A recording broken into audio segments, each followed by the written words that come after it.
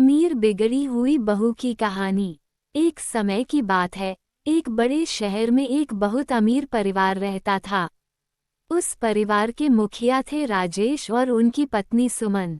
उनके बेटे अजय की हाल ही में शादी हुई थी एक सुंदर और अमीर लड़की से जिसका नाम था रिया।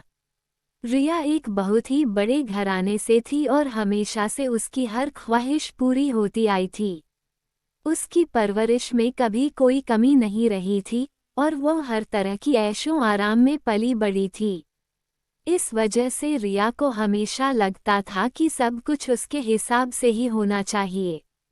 शादी के बाद जब रिया अजय के घर आई तो उसने देखा कि वहाँ का माहौल उसके अपने घर से बहुत अलग था। यहाँ सब लोग मिलजुल कर रहते थे और एक दूसरे की मदद करते थे। रिया को ये सब अजीब लगता था और वो हमेशा अपने नियम ही सब पर थोपने की कोशिश करती। रिया की आदतें और उसके व्यवहार के कारण घर में रोज रोज नई परेशानियां खड़ी हो जाती। वो हमेशा अपनी सास सुमन से बहस करती रहती और अपनी नंद की बातों को नज़रअंदाज कर देती। रिया को घर के कामों में कोई दिलचस्पी नहीं थी और वो हमेशा नौकरों से काम करवाती थी। एक दिन सुमन ने रिया से बात करने का फैसला किया। उन्होंने रिया को प्यार से समझाया कि परिवार का मतलब होता है एक दूसरे के साथ मिलकर रहना और हर किसी की इज्जत करना। सुमन ने उसे बताया कि पैसे से खुशी नहीं खरीदी जा सकती और असली खुशी तब मिलती है जब हम दूसरों के साथ मिलकर काम करते हैं और उनकी भावनाओं की कद्र करते हैं।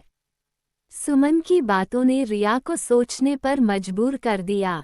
उसने महसूस किया कि वह अब तक गलत कर रही थी और उसने फैसला किया कि वह अपने व्यवहार को बदलेगी। धीरे धीरे रिया ने घर के कामों में हिस्सा लेना शुरू किया और सबके साथ मिलकर रहने लगी। समय के साथ रिया ने अपने परिवार के सदस्यों का दिल जीत लिया और घर में खुशियों का माहौल वापस आ गया।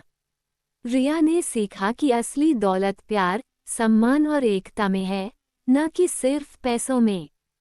इस तरह अमीर बिगड़ी हुई बहू की कहानी ने ये संदेश दिया कि चाहे हम कितने भी अमीर क्यों ना हों, असली खुशी और सुकून तभी मिलता है जब हम दूसरों के साथ मिलकर और उनका सम्मान करते हुए जीवन बिताते हैं।